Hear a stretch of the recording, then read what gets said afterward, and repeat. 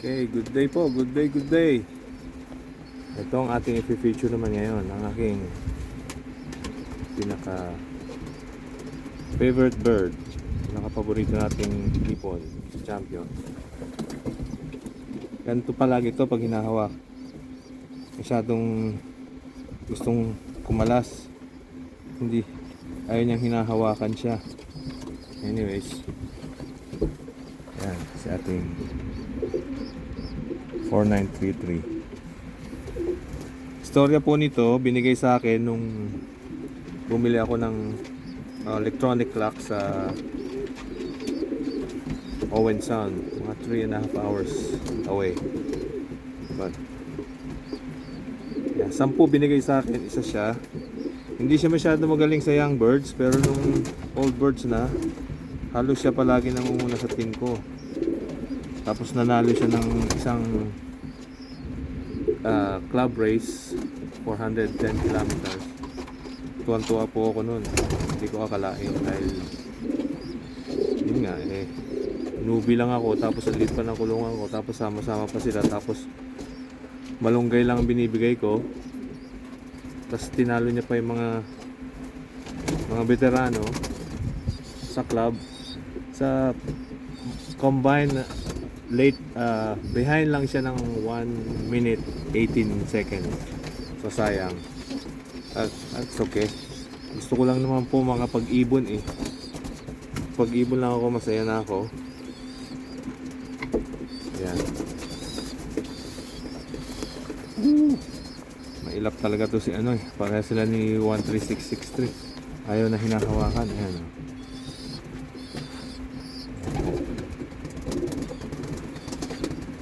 Pero ito, good size, very good size cock siya very good.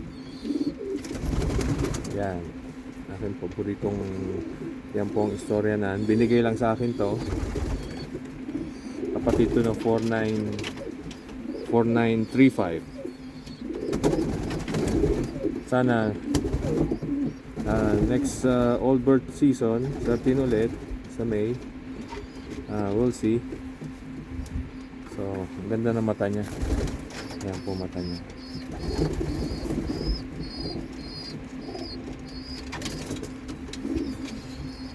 So, yun. Bigay lang sa akin. Pero nananalo naman. Alright. Pakita ko po yung mga result niya later. Next.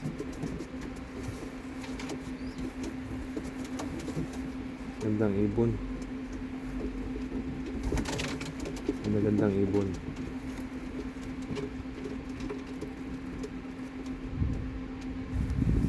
Thank you. Okay, ang ating ngayon si 4933.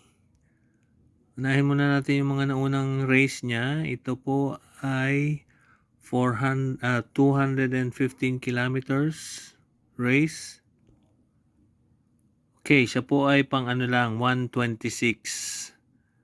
Okay, behind siya ng 2 hours, 635 lang yung speed niya.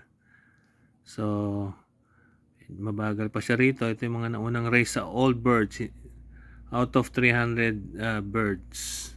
Okay, next. Ito po ay 275 kilometer race. Ang nangunguna ko rito yung kapatid niya, si 4935. Which is i-upload natin next time. Behind siya ng 13 minutes and speed niya is 11:32. Ito po yung kapatid ni Champion.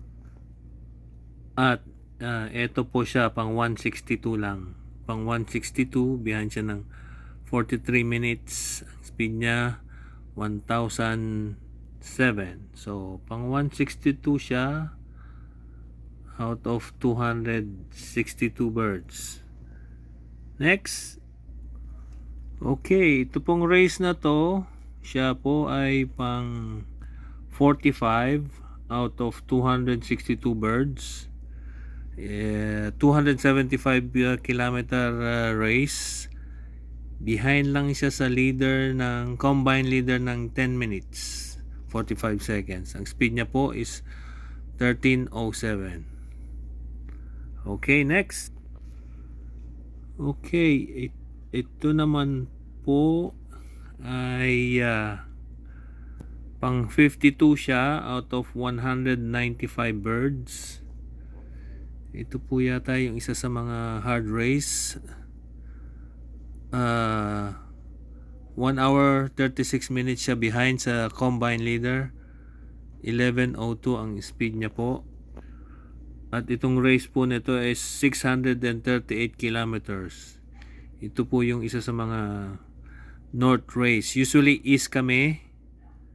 So ito hard race to kasi sama-sama yung ibang combine, tatlong combine nagsama sa isang release. So nag-ibang direction ito, so hard race to.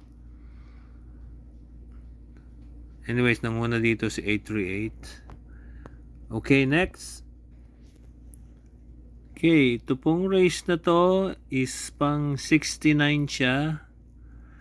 Again, nangunguna siya sa aking team. Ang race na to is 275 kilometers. 32 minutes siya behind sa leader ng combine and 11:42 po ang speed niya. So pang 69 siya out of 194 birds. Okay, next.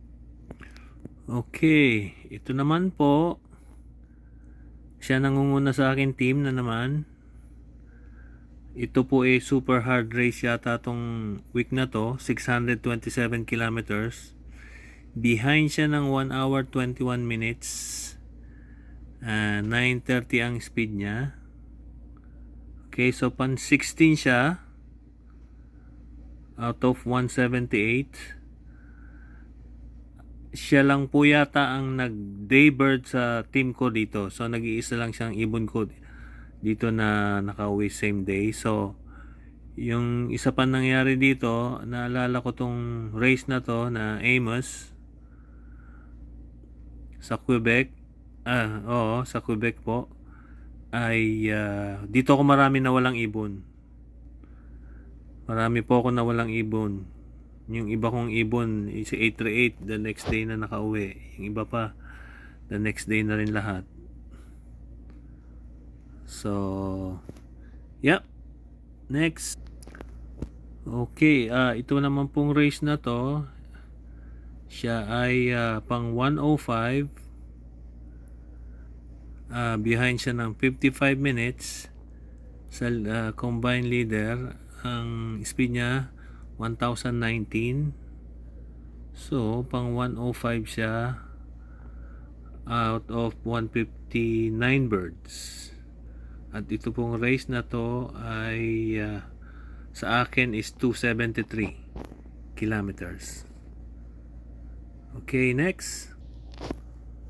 Okay, so ito pong week na to. Ito yung week na nag-champion siya sa club. At ito yung week na third siya sa combine. Ang behind lang siya ng 1 minute 18 seconds. And ang race po na to is 410 kilometers. Speed niya is 15:28. Naalala ko nung dumating to, nag-alanganin pa siyang dumive sa loft. Nagpunta pa siya sa bubong. Muntik, nag-antay pa siya ng siguro nanalo ako dito kung hindi niya nagawa yun. But anyways, ang last ko ipapakita, next page, yung result nung club result, kung saan siya nag-champion. Ayan po. Kung makikita nyo, tayo po ang number 1 dyan sa club. Ayan, nag-champion po tayo dyan. Actually, first and second bird akin dyan. Yung second bird is si 838. So, masaya po ako dyan. Hindi po ako nakatulog dahil hindi ko akalain na isang newbie na maliit na kulungan na walang binibigay na vitamins, malunggay lang, tapos magtatap pa dito sa mga against dito sa mga kasama ko na matagal nang ginagawa to for many years.